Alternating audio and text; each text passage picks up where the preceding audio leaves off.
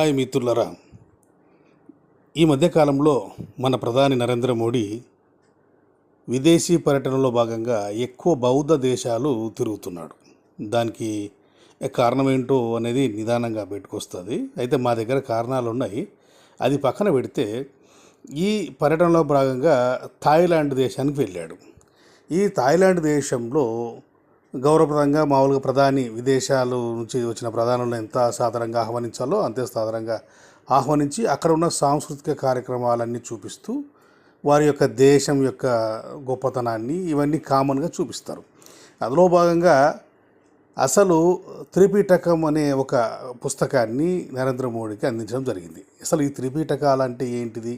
ఈ త్రిపిటక గ్రంథం ఎక్కడి నుంచి వచ్చిందంటే అది మన భారతదేశంలో పుట్టిన గ్రంథం. బుద్ధుడు చెప్పిన సూక్తులు, నీతి మాటలని త్రిపిటకాలుగా రాశారు. ఆ త్రిపిటకాల నుంచి పుట్టిందే బౌద్ధ జాతక కథలు, నీతి కథలు. అంటే నీతిని బట్టి జాతక కథలు రాశారు. అందులో భాగంగా రాసిందే 461 జాతక కథ, దశరథ జాతక కథ. ఈ దశరథ జాతక కథలో వచ్చేసి రాముడు, లక్ష్మణుడు, సీత ముగ్గురు అన్నదమ్ములు, అన్న చెల్లెలు ఉంటారు. ఇంకొక రెండవ భార్య అంటే దశరథునికి రెండవ భార్య పుట్టిన అతను భరతుడుగా ఉంటాడు.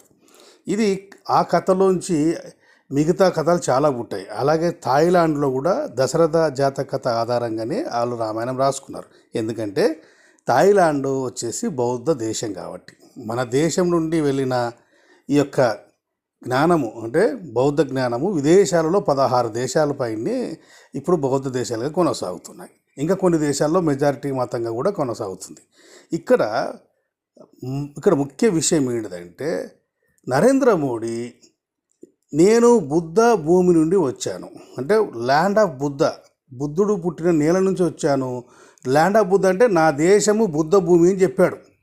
ఇది చాలామంది అజ్ఞానులకు అర్థం కాని విషయం ఏంటిదంటే మాది రాముడు జన్మభూమి అంటారు కదా, రాముడు పుట్టిన భూమి, త్రేతాయుగంలో నుంచి మరి రాముడు, ద్వాపరయుగంలో మహాభారతం ఇదంతా అంటారు కదా.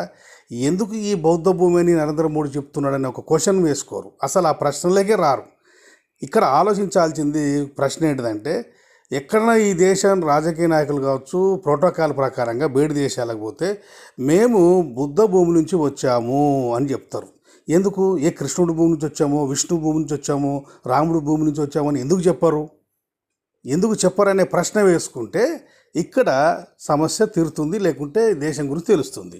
కాబట్టి ఇంకా అజ్ఞానంగా పోయి ఇంకా అంధకారంలో పోయి ఒక పక్క ప్రధానమంత్రి, రాష్ట్రపతులు, ఇక నుంచి ఉన్న పెద్ద బిజినెస్ మ్యాగ్నెట్లు